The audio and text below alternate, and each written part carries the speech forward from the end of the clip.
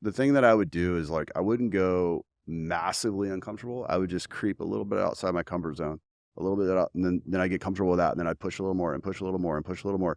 And then after like a couple of years, I'd look back and be like, wow, I've really changed. But if I was to try to make too big of a leap, it could just be too shocking. All right, guys, welcome to another episode of The Report. Today, we got some sunshine outside, and we're about to go into Labor Day weekend. I don't know how the summer is almost officially over, but I'm super excited because I got someone on the podcast today, someone who I've actually known for quite some time, but first time meeting in person, a big name multifamily broker. He's a real estate investor himself. He's doing big deals up in Orange County. I got my man, Dan Blackwell. Dan, welcome to the show. Hey, thanks for having me, Rich. Appreciate you, man. Yeah, dude, appreciate you coming down, man. And yeah, we were talking before we started recording. My brother-in-law actually brokers small multifamily stuff up in Orange County and has been doing it for like 30, 40 years up there. And you guys actually know each other. Small world. We know each other. He's a great guy. We've done deals and look forward to doing more with him. Yeah, shout out to Greg, my brother-in-law. He's been married to my sister for like, I want to say 35 years, something crazy like that. So yeah, good dude. But yeah, man, I'm curious, how did you get into the multifamily brokerage space? Multifamily brokerage. So I got in multifamily brokerage the day Lehman crashed. September 15th, 2008 was my start date in California. I lived in North Carolina. Before that, grew up, went to school there, went to college there, never thought I'd leave. And I was selling land for a developer, home developer in coastal North Carolina. And the market was crashing in 06-07. And that developer I worked for went belly up.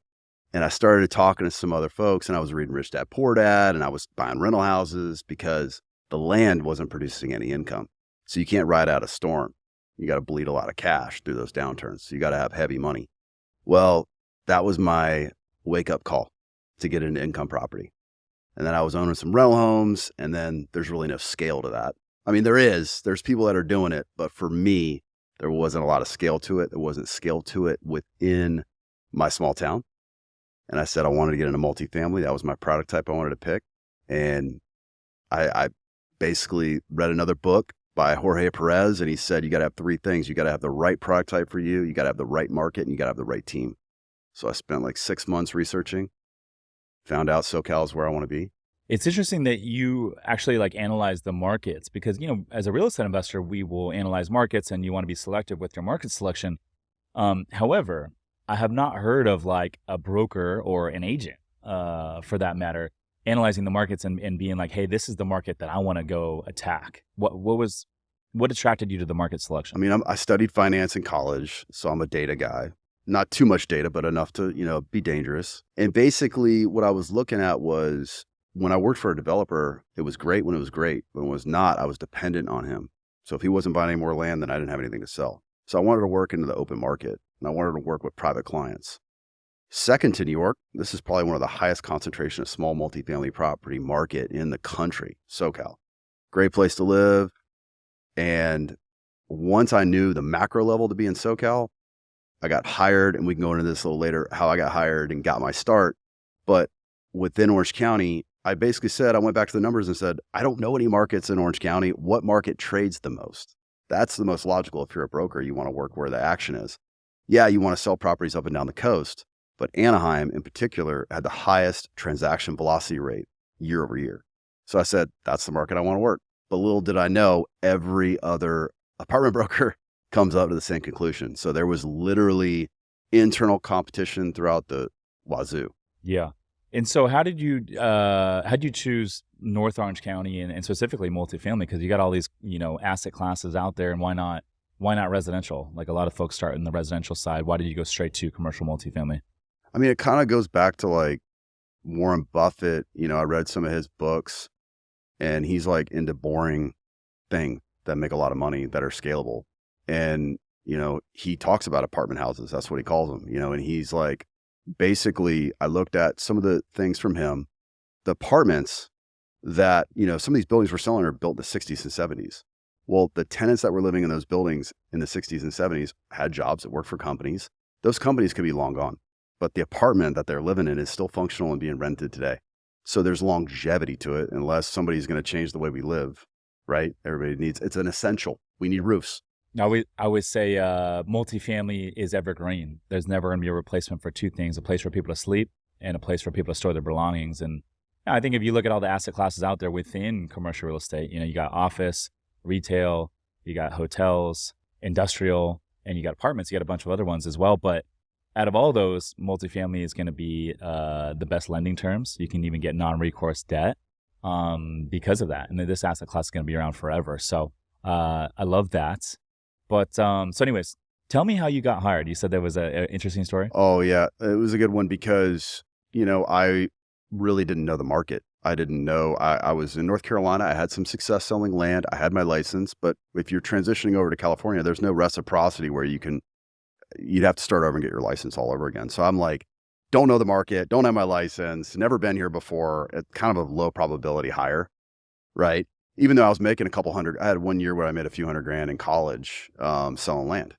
I caught the lift in '06 and worked my tail off. But I interviewed with a couple companies. I interviewed in San Diego, actually. Really? Which brokerages? I interviewed with Marcus Millichap, Okay. CBRE, and I think Colliers. But Marcus was really, from my data research, had the best training Mm. and that I could find. I still feel, that they're one of the best in training to this day. Why is it? I feel like I know a lot of brokers in different markets and different asset classes, but I feel like M&M does have the highest concentration of like new people in the game. Why is that? I mean, well, look, they have a great platform. They have a great training platform. They'll hire a lot of people. It is kind of a numbers game because the probability is so low of somebody sticking. If you look at my training team that we went through training, and then 5 years later, there was only like out of 100 people, there was maybe like a few people that actually was left after 5 years. So it's like, you need to hire a lot of people, and Marcus was okay with that program. But back then that was like, I could feel that they were willing to maybe hire me, number one, give me a shot. And then number two, have the training. And since then, I think a lot of other companies, CB has really stepped up their training and they have a great platform now. But back then it wasn't as strong as it is now. So Marcus, that being said, I was really set on Marcus Millichap getting a job there. And I interviewed, I flew all the way out from North Carolina. I didn't know how to tie a tie. I slid it out and slid it back on. I put on a jacket, cut my hair. And they're like, hey, you know what? Within a 2-minute interview, 2 minutes into the interview, they're like, we're not going to hire you. We're interviewing a lot of people, and I can just tell you, I'm just going to cut to it. You talk too slow, and, I don't think you're going to make it. And I didn't feel upset about that. Like, I was just like, I was a little bummed, like, give me a shot. I had some success, whatever. But the guy was making a judgment call, and he was doing his best thing, and he was going through a number of hires. But what I did do was not take that as a no. I went back, looked up online, where's the next location of Marcus Millichap? They had an office in Irvine, just outside of Newport Beach. I go, okay. I called. The regional manager hired me from there. He says, hey, I'll meet with you. And I went up and met with him, and he said, I'll make room for you. And I barely got in. I felt like I barely got in. But yeah, and you told him that the door didn't open for you down here. I was up front, straight up. Yeah, I love that. And luckily But he probably liked that. He's like, the door closed for you, and then now you're like, okay, well, let me see if I can make it work here. Yeah, I called him like 3 or 4 times. He called me back. I had to cancel my flight. He saw me doing some things that, I was making an effort. And I met him for like 4 hours. It was just a click. And I knew leaving that meeting, it's back to those 3 things: product type, market, right team. I knew that guy was going to be a mentor. And I said, if I don't go for this, I'm always going to wonder what it was like. So I went for it. But yeah, they hired me and they trained the heck out of me, and they were really patient with me and leveled me up. Now, I think a lot of people realize or don't realize in this commercial real estate brokerage game, it's like you're a brand new agent. I mean, a lot of it is like pounding doors, phone calls until you really establish your database. You could go 12 months easily without making a paycheck. And so what was that like for you being new in the game? When I came out here in '08, we all knew, the whole market knew that the market sucked. But once Lehman crashed, my start date, I remember seeing that guy who hired me, and he's like, oh crap, I hired this guy. It's kind of like, oh, he's here starting, like, ooh, oh, you'd already moved out here and everything. We knew it was going to be, that's when the capital markets really froze. It's so hard. It'll break you. If you're really pushing yourself, it'll break you. And I think you have to let yourself get broken, and you have to rebuild yourself. and you have to constantly refine yourself. And I think for me, I went back into that hiring manager, the guy that gave me the job, and I went to him and like a couple months into it, and I go, Joe, I'm not giving my all here. He goes, what are you talking about? And I'm like, I'm giving like 80%. He's like, what are you talking about? I'm like, if I give it 100% and I can't make it here, I'm going to have to take the expectation of what I think of myself and lower it. And I just, dude, I can't. He's just like, what are you even talking about, man? You got to go all in, all in, all in. You got to burn the boats kind of thing, right? And it was my time, like, to say, I'm really going for it. I'm being vulnerable here. I'm doing it. And I mean, I ran out of cash. I went from making a couple $100,000 that one year in 06 to like 07, I didn't make much. I think I made less than 40,000. 08, I made like 10 grand. Then 09, I made nothing. I got on the phones here in January of 09. I didn't close a deal, I want to say, until like, actually it was like November of 09. But in between that, my car got repo'd out of the parking lot of Marcus Millichap, and I never got it back. You stopped making the payments or what? There was guys and gals in the cubes at that time doing workouts. Short selling was a big thing. And I had some land in North Carolina that I bought, and the value went down by 90%.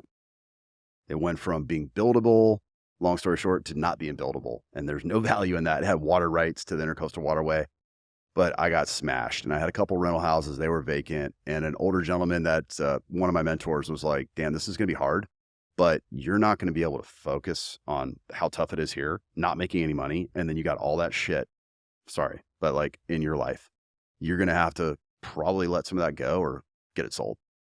And I got it sold, and, you know, some of them I lost it to the bank. And that's just part of my journey. And I saw, back to your point, I saw all these people doing workouts. I'm like, oh, I'll just call the bank. I've always paid all my bills. I've always been 20% down, 25% down. I didn't do any of the, they had some really creative stuff back then, but these loans were coming due on land in 1 year. They'd balloon on you. So anyways, I basically called the bank and said, hey, I'm going to miss some payments. Can you work out a loan? They like repo'd my car in 2 months or whatever it was. And other people got workouts done. And the land lender repossessed your car? The loan on my car, I only owed like $7,000 on a Chevy Tahoe. Yeah.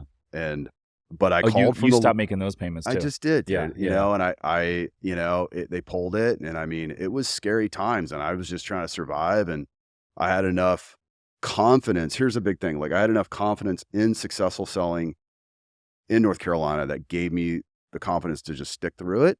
And that my decision to get into commercial real estate and picking the right market, the right location, the right team, when I questioned myself, you're always going to be like, was this the right decision? At times, right? But given that I questioned myself, I did my due diligence. I was like, no, I'm staying this path. I'm not deviating. I'm not going to go jump over here and be that LinkedIn dude with 10 different resumes, jobs. I'm going to stick this out.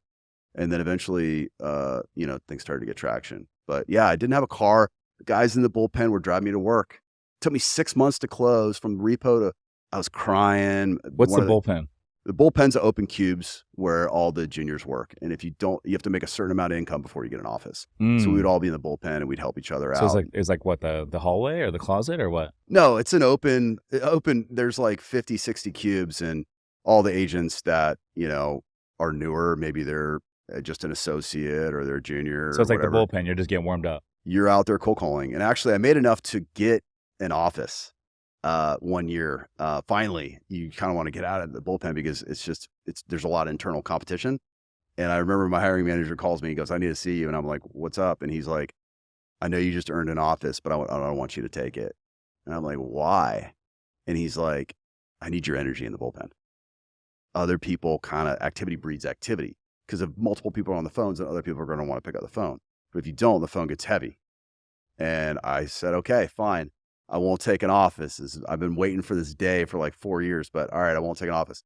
I really respect this guy. So my best friend, who I've been in a bullpen with, he was eligible for an office. I didn't take it. He took it. He got out of there. I'm like, dude. So I had to wait a whole nother year before I could get an office. But yeah, it was gut wrenching not having a car. It was crazy. Cold calling people, trying to drum up business, not going home for, Thanksgiving. I didn't go home for a couple years. I had so much to try to prove.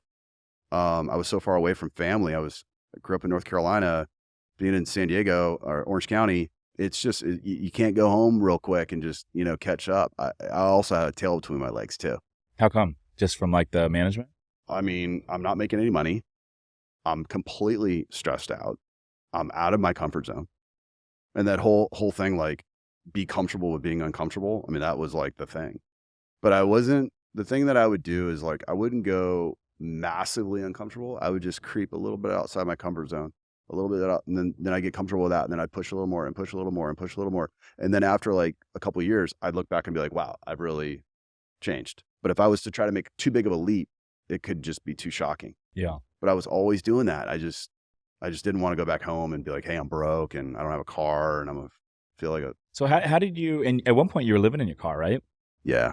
And how did you like process these first 3-4 years with making what you were making? Car gets repossessed. You're living in your car before that.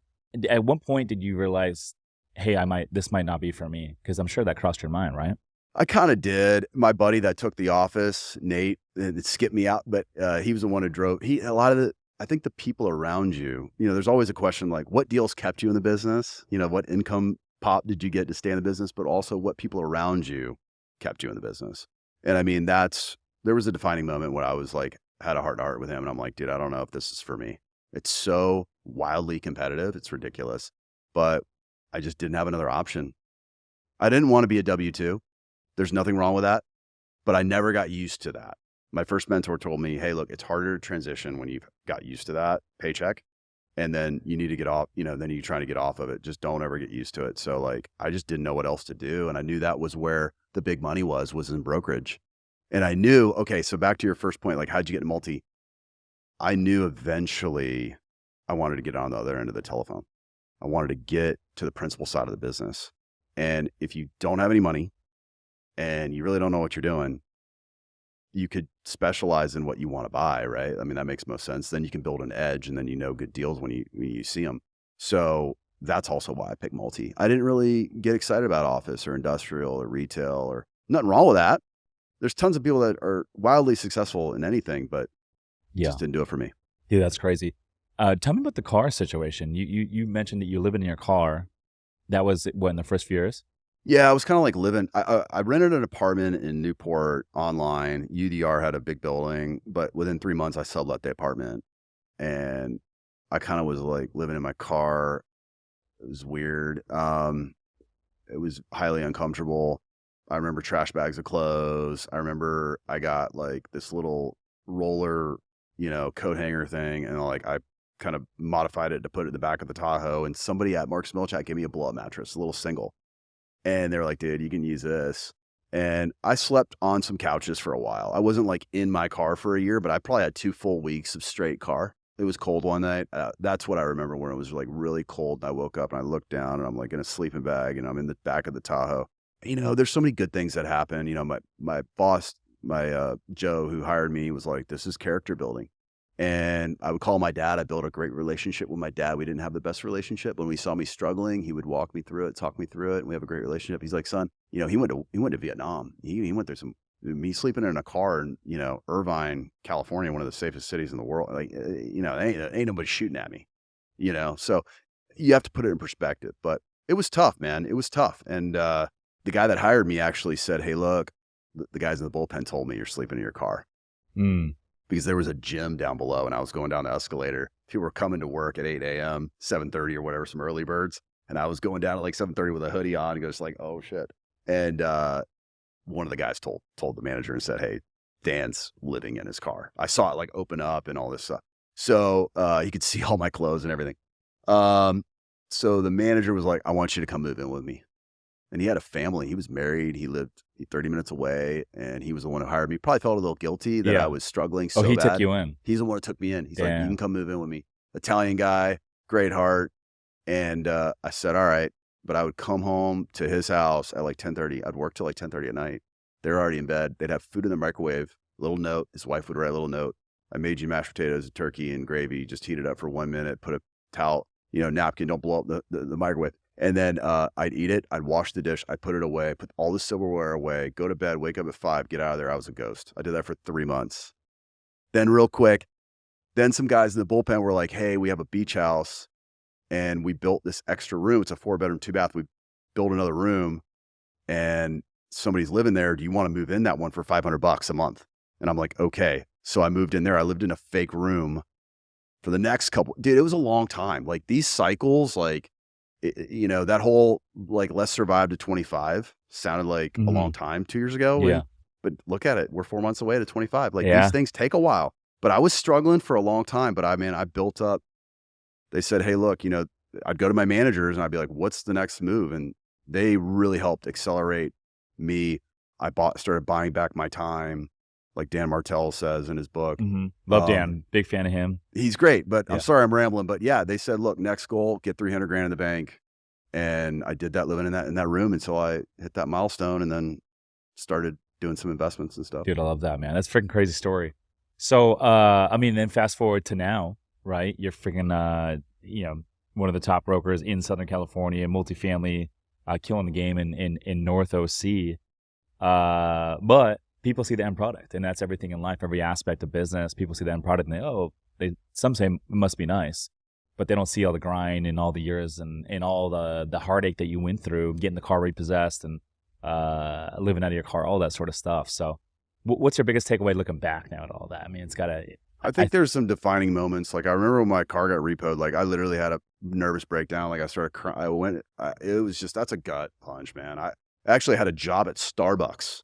That's still up there on Bristol. While you were selling in Newport. Multifamily. Yeah. Damn. And like the guys from work would come in. I'd be embarrassed, man. Like, look, no job is beneath me, but when you have to when you build up a lifestyle and then you have to go back down, that's the hit, right? That's the hit.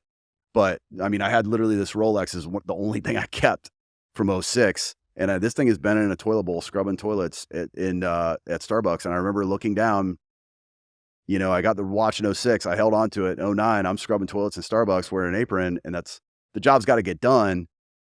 But I'm like, damn, that's one hell of a picture. Yeah, it is one hell of a picture. That's crazy. With the hand and with the Rolex and the yeah. But yeah, I mean, it was brutal. But I think one of the defining moments was like when the car got repo'd. A lot of stuff you block out just to survive, But I never forget, like, I felt that terrible feeling in your gut, all that emotion, all that pain in your back of your throat. You're crying. I remember walking down, just crying for a little bit. And I got up. Once it went away, once that feeling went away, I was like, I'm going to go start cold calling. Like, I'm going to go back. And that was the defining moment. Yeah. Because that makes or breaks you. You know what I'm saying? Yeah. Like, I'm literally just had my car repossessed and I'm cold calling, getting rejected. But I just got comfortable with that. I love that, dude. That's a crazy story. So I want to talk a little bit about what's going on in the market today. So you mentioned that whole saying, survive to 25, right? Now I started hearing that like late 22, early 23. And it is crazy that it is almost 2025 now. And sure enough, the next Fed meeting is in September, and we'll likely see a rate cut here for the first time in about 30 months, right? So it is interesting. Now, I'll say this. You mentioned that cycle was very tough, 2008, 2009. Now, this cycle, at least from what I'm seeing, is not nearly like the same one that we're talking about. And so for me in this cycle, I mean, I'm looking around and I'm connected in the space. And yeah, it's like values aren't skyrocketing and people aren't, doing these cash out refinances like they are in a good cycle. Credit card debt, delinquencies up, people have less liquidity. Unemployment's starting to tick up, right? And the high interest rates are finally working their way through the system. And thus we're going to see some cuts here soon, hopefully. But that said, I feel like it's not like all these repossessions and properties going back to the bank and a lot of this stuff that people were alluding to. Yeah, I know. You're absolutely right. It's different. I mean, but on a transactional level, it's tough out there because a lot of youngsters that are younger in their career, if they don't have relationships, like the deals aren't making. Even in this cycle right now, the young folks it's tough. It's tough. It's tough. Like a lot of teams expanded and everybody got real, probably too big. And then, ourselves included. And it's just like, it's got a right size, right? We're not seeing distress. When 08 hit, all the distress was single family homes, 2 to 4 units within this market. The 5 unit up, everybody was gearing up for, really depressed prices, and they were going back to comps in the mid 90s going like, oh shit, things could get really interesting. Prices came down, but we were one of the last markets to cycle down and one of the first markets to cycle up. There wasn't really a whole lot of distress because assets kept cash flowing. from our vantage point, there's not a lot of bridge debt in this market. It was a lot of conventional debt put on. So there is some bridge debt that has gone bad here, but very few, that are going back or having to get reworked out or getting sold. So there's really not a lot of pain there. So that's like very little amounts of like transaction volume. So it's super hard. Luckily, I'm further down the road. I've got deeper, I built some relationships and got some transactions to keep things going. We got a great team. That's big. What have you guys seen in terms of like values over the last 30 months with the high rate environment in the space that you're playing in? So values, I mean, I'll just ballpark. I didn't put any numbers together before this, but some of the coastal markets are down less than 10%. Some of your interior markets are probably 10 to 12. Santa Ana's gotten hit within Orange County harder, maybe 15, maybe 20, somewhere in there. But, rates are reeling back in. One of the challenges with our market is it's not a lack of buyers. It's a lack of sellers that are motivated to transact in today's market. That's where there's a lack of. So it's good for the overall market. But what the challenge is these cap rates. And that's primarily because these sellers know they're not going to get top dollar right now. So they they don't need to sell. They're not in any pain. They're not what? They're not in any pain. Yeah. The lender, it's functional. Like there's not a lot of distress. Like everything's fundamentally sound. We have a lot of headwinds. We have insurance issues. We have deck inspections that are going to become in law, SB 721. We have all sorts of like pressure from regulations from, the whole Prop 33 that's going to be on the ballot here in November that's going to be voted on that we've already defeated twice in 2 other iterations. So there's always headwinds. Like a couple of years ago or 3 or 4 years ago, it was tailwind. Now it's all headwind, or mostly. But the challenge is the cost of debt is today about 5.5, maybe 5.75. Our cap rates are below that. So you're borrowing at it's negative leverage. Unless there's a significant upside story to this and for you to get positive leverage, then the borrowed dollars aren't working for you. They're working against you. So that's one of the things is like it's a negative leveraged environment. So you either pay cash, you work out. Hopefully there's an assumption you could do a seller carry, or you just try to get a minimized prepay so you can refinance maybe in when rates do come in more. Yeah, I'm curious, like on stabilized debt in Orange County, multifamily wise, like what kind of leverage are you getting? Because before the high rate environment and the rates were 2.75%, 3%, buyers were still putting down close to 50% to meet the DSCR requirement. But now with rates essentially doubling, what kind of leverage can they get? Well, because prices reeled in a little bit and some rents have grown in that period of time too, a little bit. If prices goes down 10%, you're saying, but rates have doubled. Rates have doubled. You're still putting 50, 60% down. Unless you get into some markets that got hit harder. Mm-hmm. Like such as what? Parts of LA, you're able to put 30% down, 35% down in some deals because the cap rates have shot way up. Yeah. Because and those are rougher areas. And there's more regulation. A lot of capital doesn't want to be there. So there's more opportunity. So they're going to lend off the cash flow to your point. But yes, we were selling 3 caps and they're probably 4.5, but some NOI has grown. So it's not all deteriorating value, but you're getting 40% LTV, 50's like pretty good. We haven't seen much higher than that off conventional financing. Mm-hmm. It's tough. Have your more like savvy investors, have they been buying over these last couple of years, or a lot of them on the sidelines? It's a mix. There hasn't been enough sales for everybody to participate. Certainly, some that have a higher cost of capital have been sidelined, and it just depends. Like if they bought in 2021, 22, if they bought a lot, they're probably just focusing on operations, right, and prepping for when those loans index. But some have taken advantage. We talked about one before we went live here that went down in Garden Grove. But people are still buying. And if your cost of capital is too high, you can't pencil deals. Your pencil's down. But other people are like, look, I'm a single investor. I've got capital. I can make a decision if I like the basis and like the long-term play. Yeah, I mean, our approach strategy-wise, like through the last 30 months, is really been focusing on value-add projects where we can buy at a discount and we can add tremendous value in good locations. And this is in the hotel space, but I knew like, hey, we're in a high-rate environment, so obviously like the cash flow is not going to really be there. But if we can buy something at a discount right now and we can have a clear path to double the valuation in 18 months time through our renovation platform and our marketing strategies through growing the NOI, then it makes sense, right? And so that's kind of been the the stuff that we've been picking up, but like more of that turnkey stuff where I'm like, hey, like we're just gonna park our money and let inflation do its thing. That stuff we've completely stayed away from. To that point, we've sold some stabilized assets, and that's a really good point because those actually got hit, significantly, because maybe even more than some of those averages I just mentioned, depending.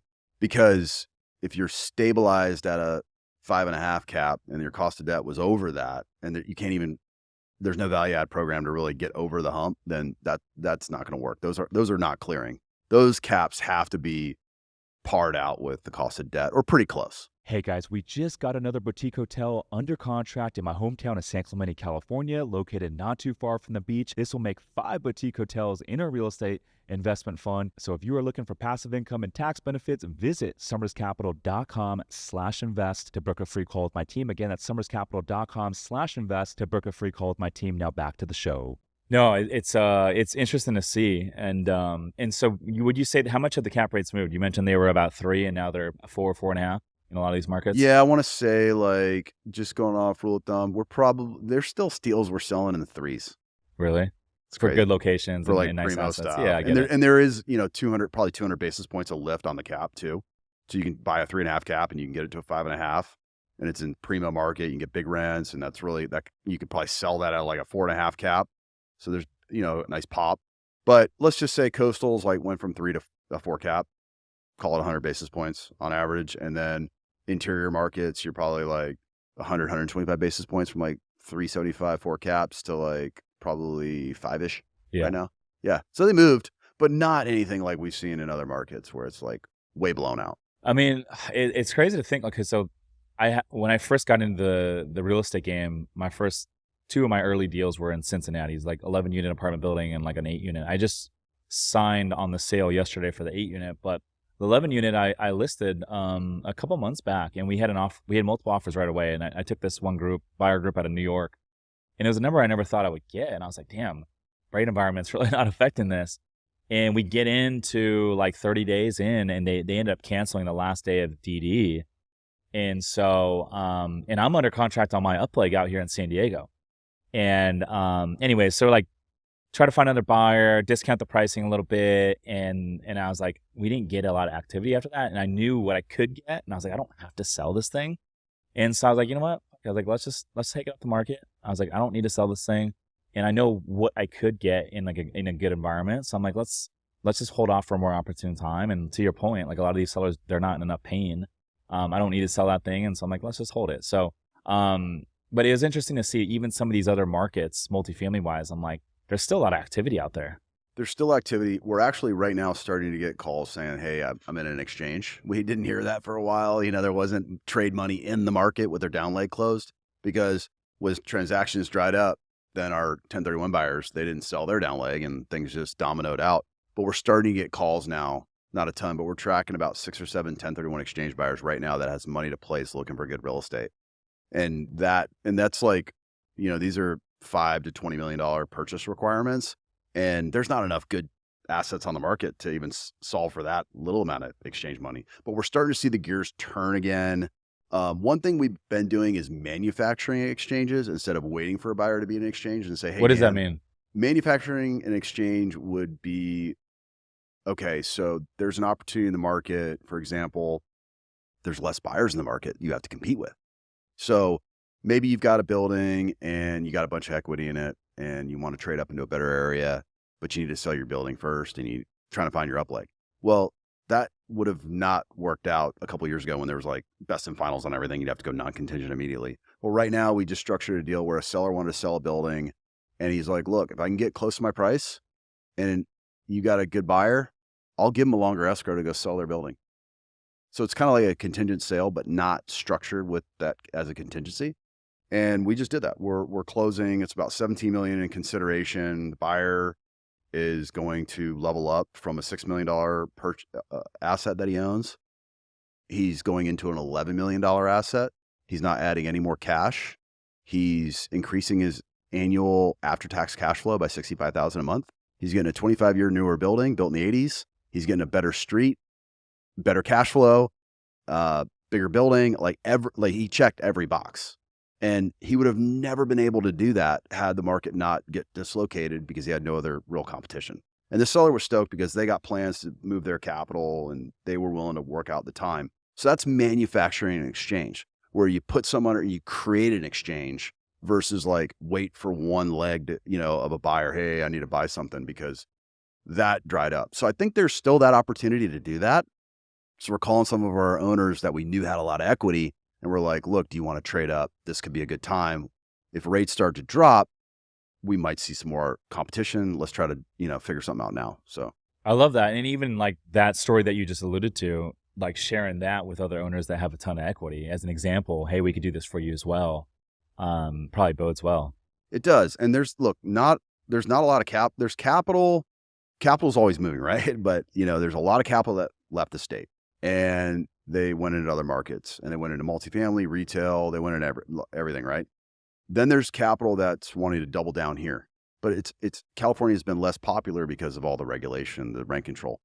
But then we're catching money and capital from LA into Orange County that wants to be in Orange County because they're like, dude, I don't want to be in LA anymore. So it's like there's capital flowing. So usually when we get a good asset that comes to the market, it's usually a family that's inherited the property. They might want to go their separate ways and move their pieces. They've gotten older, like the ownership structure is like expanding. The kids are now, we sold one property, 72 units in Anaheim. 72 units in Anaheim, there was 21 beneficiaries. Like it's just time to, so that created a great opportunity for another buyer to trade in. And that's where you really can make a lot of money too.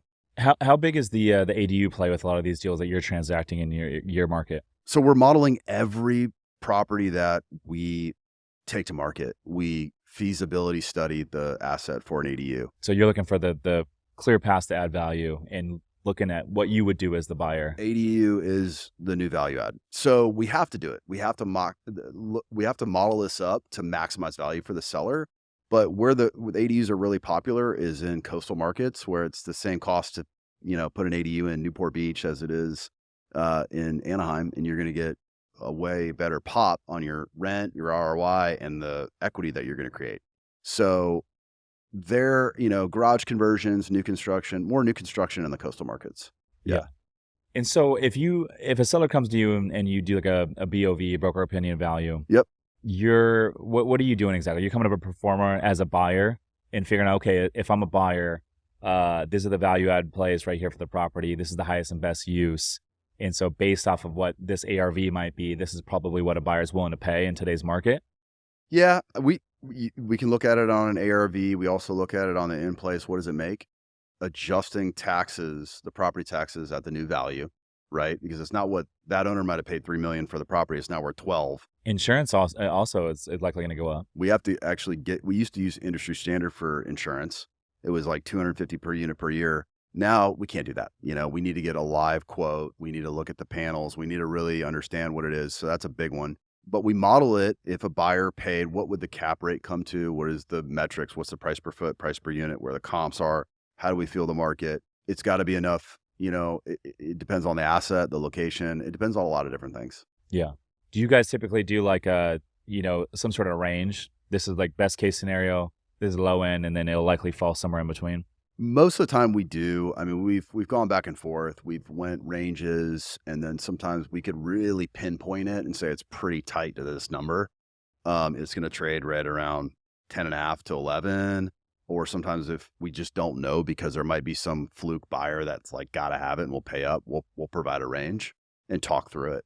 But I think when the market gets volatile and uncertain, you need to kind of widen things out a little bit within a range, because sometimes, and you got to be honest, like sometimes brokers, like sometimes you can be like, it will not sell for more than this, I can tell you. Or sometimes you're like, I don't really know because we don't have a lot of comps. Nothing's really selling. So it just depends. Yeah, I don't know. It's interesting, man. It was crazy how like nuts the market was back in 2021 when the rates were like all time low.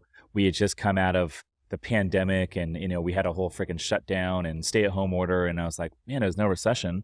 The government just printed all this money. Rates are all time low, and so there's a lot of like confidence in the marketplace, right? And everyone just attacking all these deals, and it was like the wild west out there. But I remember we had a 32 unit building, couple partners and I that we JV'd This is one of my first deals early on that I bought in Indianapolis, suburb, 1960s product.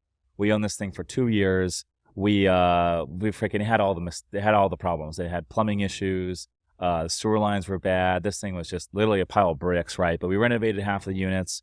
And this building next door, which was a larger complex, it was like a 200 and something unit complex, went to market. They had multiple offers. And so I'm talking to a listing broker, and they're like, yeah, like we can get you like this number. And I was like, no way. And they're like, yeah. And then they're like, as a matter of fact, stop renovating your units. And we had renovated about 50%. He's like, just stop. He's like, buyers right now will pay more for unrenovated units than they will renovated. And sure enough, he got us the number. And I was like, oh my gosh, the buyers ended up paying like a 3.7 cap on a 1960s multifamily in a suburb of Indianapolis. And that was when I was like, oh my gosh. And that person raised money to buy it. And that was when I realized, man, like multifamily right now is just fucking bonkers. It's bonkers. And that's about the time when I pivoted over to the hotel stuff. But it's crazy to think about. And then also another crazy thing is like my progression as a real estate investor. Like I think early on, I was kind of chasing cash flow because I was, working at W-2, and I was like, I want to just quit my job and I wanted some cash flow. And it was great. But my progression as an investor now is like, now I really value going into high growth markets to where I can, one, add a lot of value, but two, I can really, buy in good locations in high growth markets and let inflation do its thing. Because, in reality, the time and effort and risk that it takes to buy a deal, get it deaded up, if you're going to raise money, and then manage construction and renovation, all that. Relatively speaking, from a time and cost perspective, it's about the same amount of energy for a deal in the Midwest, in Oklahoma City, let's say, versus a deal in Scottsdale, Arizona, or Santa Barbara, California, where you're going to see a lot more appreciation. But I know in these areas that are higher growth markets, I'm going to add a lot more appreciation and equity growth, which is going to be a much better return on my efforts.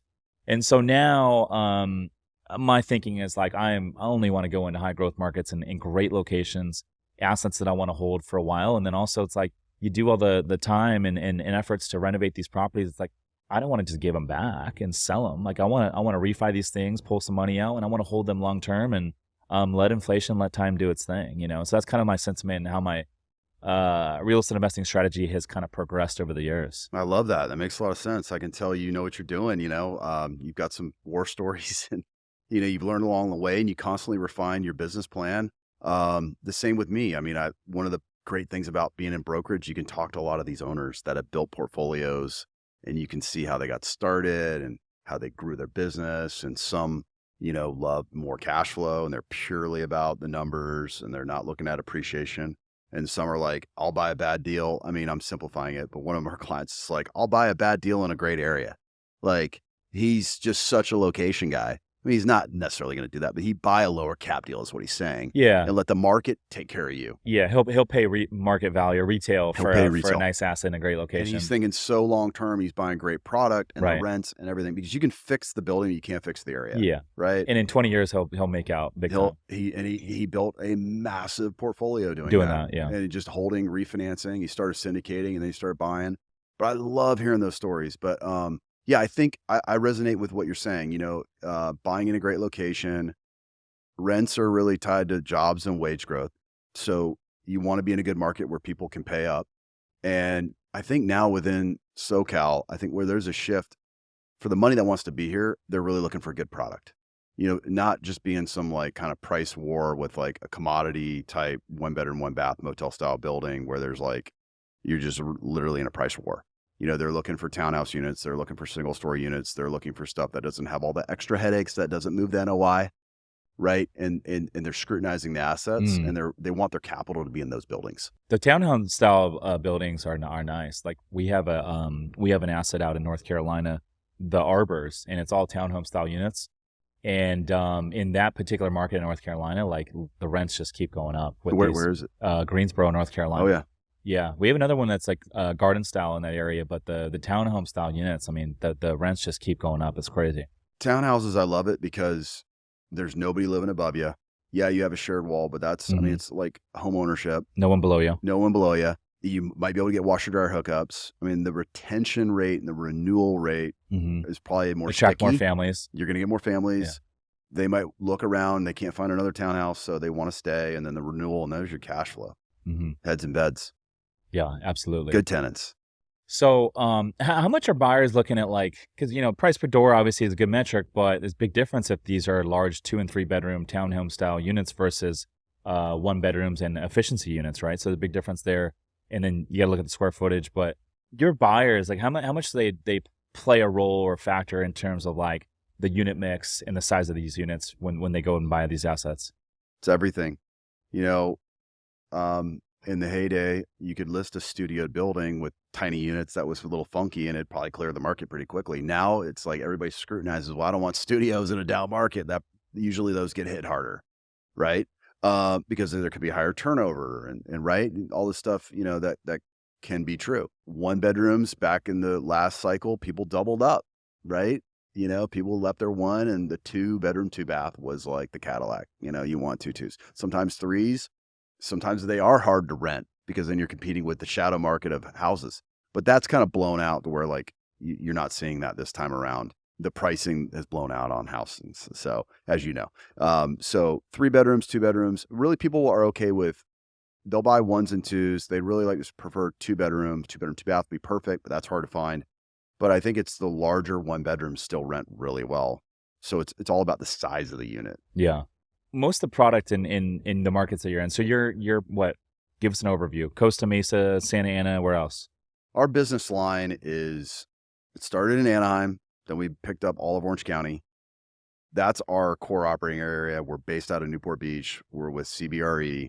We run the business line for private capital there. But then we're doing deals in LA County. We've got partners in Inland Empire, San Diego. We just picked up a listing in San Diego, so I'm gonna go take a look at it. That's the one in Oceanside, you said? Yeah. How big is that one? It's a little tiny one. It's a little 5 unit for 2.1 million, but it's in a prime location.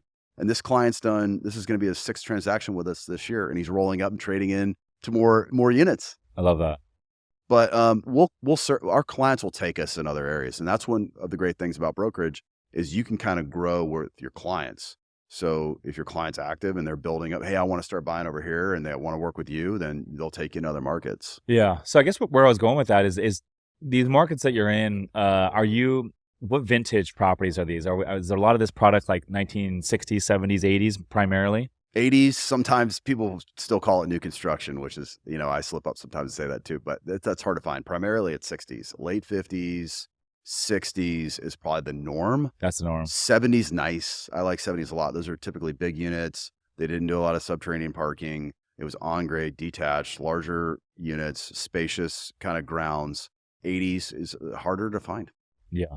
And then do you see anything that's like post 2000 or not really? We've cleared maybe 10, 15 assets that is like, yeah, but it's very rare. Yeah, no, because we're typically, our average deal size is like 5 to 10 million. So a lot of the bigger buildings that were built 200-300 units, those are a lot of newer construction stuff. Yeah. But they're hard to find. They're really hard to find in our size. So, I mean, we'll deal with stuff in the 40s, but now people are scrutinizing the age, rightfully so, because of insurance, right? So they're like, I don't want to buy that 48 construction building that's all single story. I love the product single story, but I don't want to deal with all those problems that come with, a 40s vintage asset. It's a deeper reno versus like just maybe cosmetic. What's your issue with subterranean parking? It's not preferred, but sometimes like that's why is that? If it's 80s and up, I think you're fine, right? But sometimes you get subterranean that's not 80s, and that can be a retrofit issue.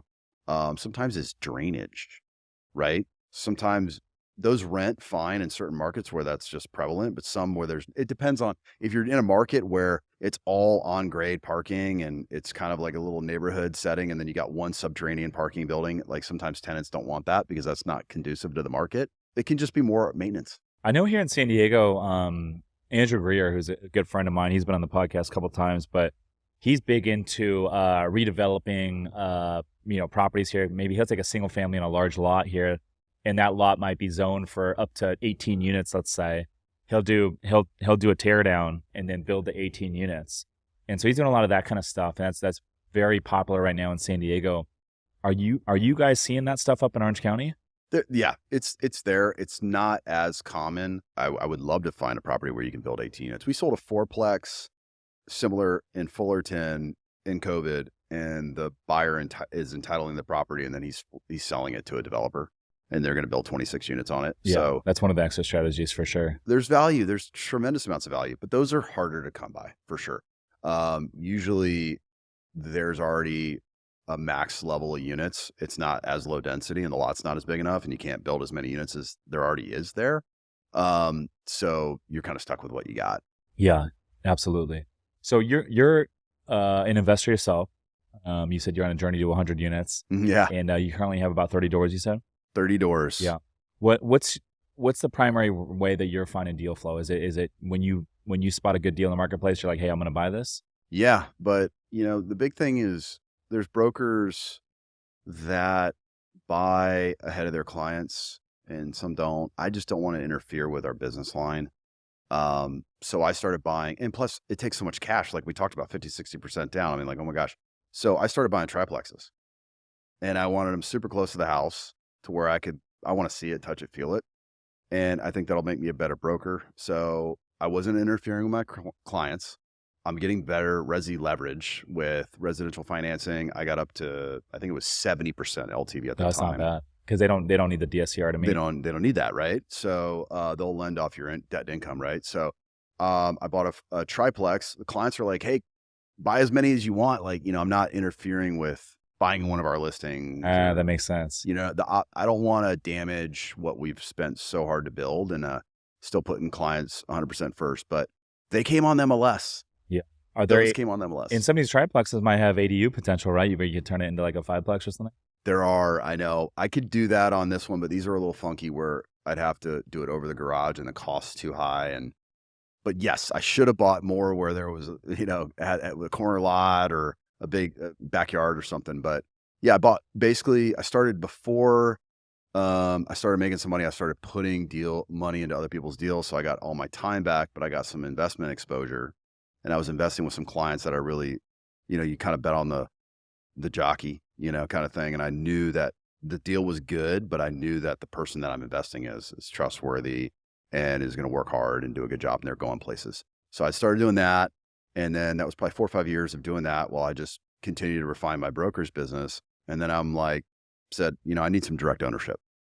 So I started buying triplexes in 2018. I bought a building every year since then. So dude, I love that, man. So tell me how you're offsetting a lot of your taxes through these cost seg studies.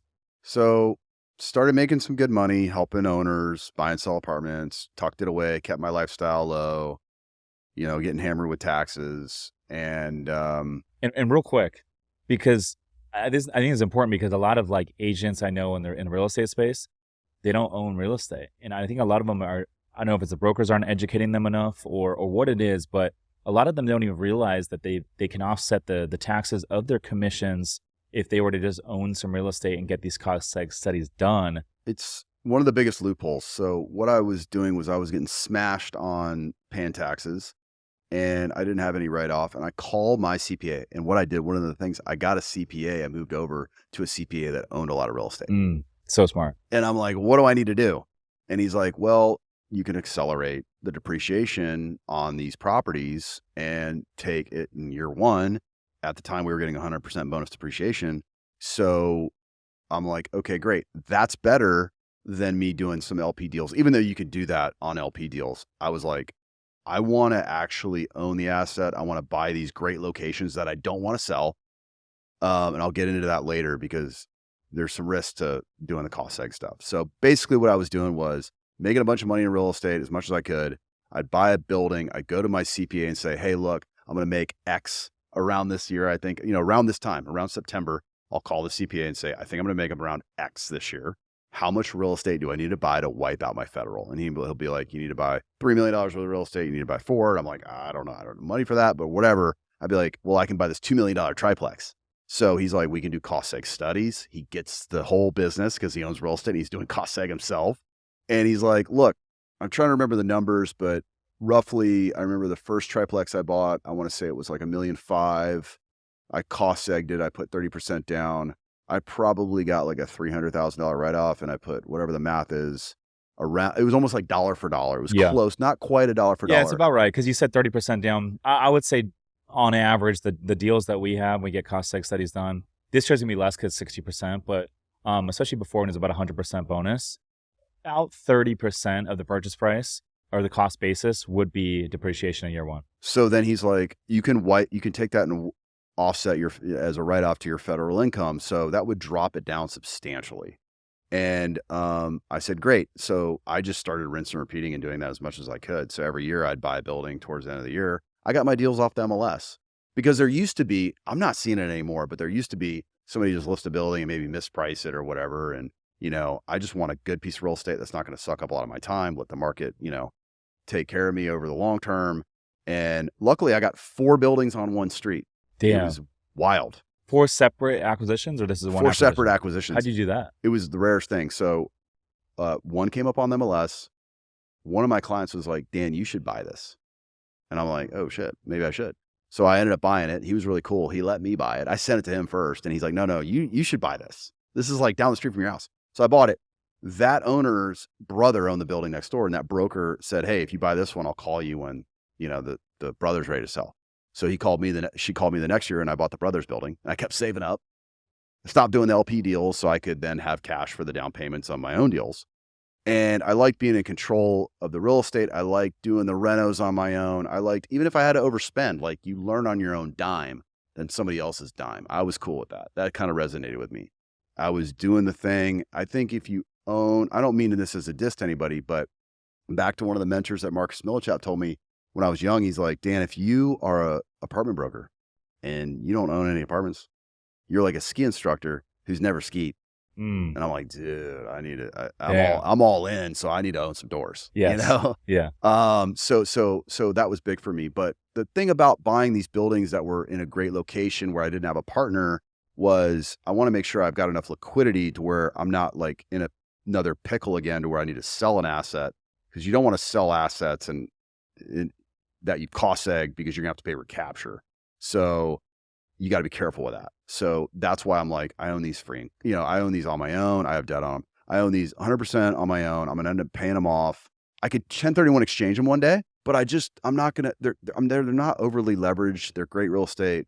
I'm not worried about wiping out all the cost eggs. Some people don't like it, but I think for you as like the primary source of your income is through your brokerage, right? Yeah. And so I think for anyone listening to this right now, it's an important lesson. If you are a business owner or you are self-employed and you are making really good money, and like for you, you just need to park this money into these assets, and you're buying in good locations. You know the area.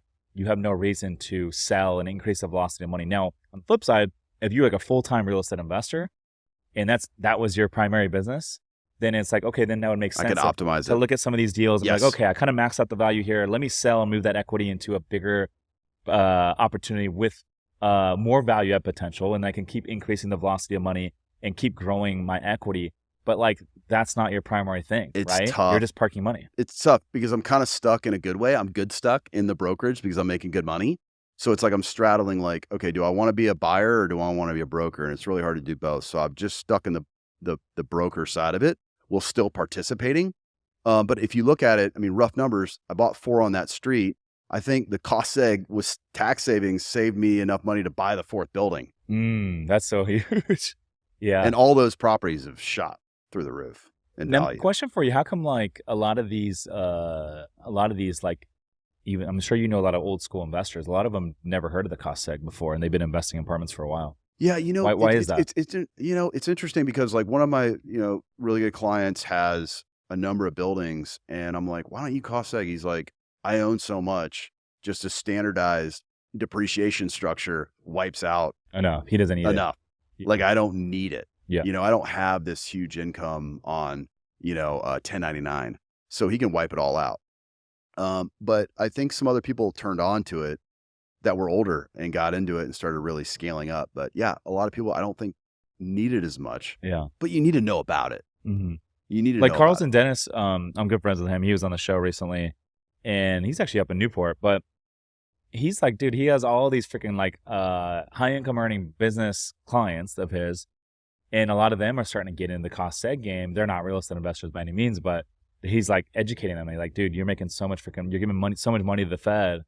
Like you need to buy a freaking short-term rental or 2 and get a cost seg and start freaking, saving some tax money and then roll that into more real estate. And so I think the cat's starting to get out of the bag a little bit, but I'm always shocked by how few people really even know that this is an opportunity. So this year we can get the bonus depreciation step down to 60%. So if you own a And that's piece of not real going estate- back because it was going to I go to know. 100. Potentially, it got voted down. Yeah, I know. Hopefully, we'll see what happens. But on the tax wise, but yeah, you're right.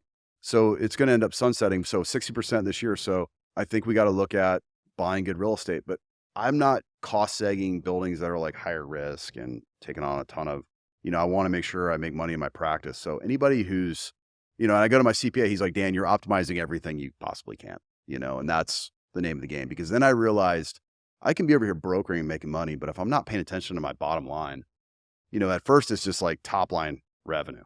Then it's like, well, you have to start paying attention to your bottom line. And if you tweak your bottom line a little bit more and you optimize your after tax net, that's more than you significantly improving your brokerage business. So that's when you really have to have a wake up call. Yeah, no, absolutely. And then in addition to that, it's like, okay, it's not just the tax savings from the cost seg, but you buying in good locations in 10, 15, 20 years, that compounded over, you mentioned you're buying a new building every year. I mean, that over 15, 20 years is, that's a nice seed money for your kids and your grandkids. Yeah. And I did refinance and pull cash out and bought another building out of those 4 triplexes. And I added a little bit of cash, and I went to an owner, and it's great because I can get advice from all these, guys and gals that have done well and built huge portfolios. And I remember talking to buddy Paul, and I'm like, it was when rates are dropping, and rates were like, I had great rates. I had 3% interest only. Damn. 10-year. Damn. And I'm like, I can refinance, but shouldn't I just pay these off? I think I should just pay, because I'm conservative, because remember I went through some heavy financial stuff back in the day. So that's adjusted my risk tolerance a little bit. But he goes, well, can you pay all these off and retire? And I go, well, no, I can't do that. He's like, well, you got to keep going. You got to keep going, dude. So I actually took a higher rate. I took the rates to 375 10 years IO. I got 7 and 10-year IO, but I ripped out, I want to say it was like 600,000. My payment jumped up a little bit, and I was able to pull all that money out. I bought another building, cost seg that. Yeah. Huge. So that's the game. You kind of get hooked on real estate buys you more real estate. Real estate buys you more real estate. And you kind of get hooked on it to where it's like, okay, now I only want IO debt. I don't want amortizing debt, because you kind of get used to the IO, and it is nice paying down a building. But I think until I can kind of get to a certain level, I want to continue to keep growing, and then not, just like having my kids inherit it all one day and they get the, I want to, improve my cash flow. So then I made it a goal. All right, what's my cash flow? And then I've been growing that, and I was able to 10x my cash flow over probably 5 years. Dude, I love that. So it's a game. When will you buy a yacht in Newport Beach? I don't know, man. I think going on yours. I got a little Duffy boat. So Do that's you? the opposite. I don't even know if that's considered a boat. That's like a sick. golf cart on the water. But Yeah. I got a Duffy. Is your place on the water? I'm not on the water. I'm in Dover Shores, but Okay. Close to the water, very close to the boat. And so where do you keep your boat? There's this apartment building next to Bay Shores. Okay. It's called the Bay Shores Apartments, and keep it there. Nice. Yeah. But How often are you on the Duffy? not as much anymore, because my kids are saying, Daddy, the boat's too small. Oh, damn. Need to go on your boat, dude. But in COVID, it was perfect because we'd get out there. My wife was pregnant. She didn't want to be, around a bunch of people, but we wanted to see nature. It was awesome. But we'll get out. We'll take clients out. We'll get out there. I mean, this is like some of the best sunsets right now. Yeah. It's Duffy time. You Yeah. know? So last question for you, man. So with the rate environment, there's a lot of talk about it tapering down and stabilizing. What's your one piece of advice for maybe buyers out there in the marketplace in Orange County looking for multifamily right now? Would you say, hey, this is the time to go and attack, or would you say maybe hold off a little bit and let's see what happens after the election?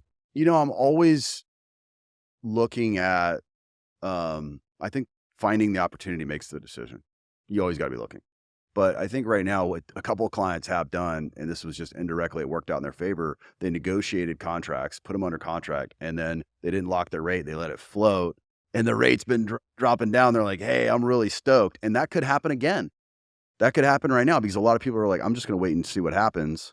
I want to see what happens to rates. Then I'm going to kind of make a decision, or I'm going to wait till after November. But I mean, I think you might actually find a good deal, and you might get a little fortunate, but the deal's got to be solid.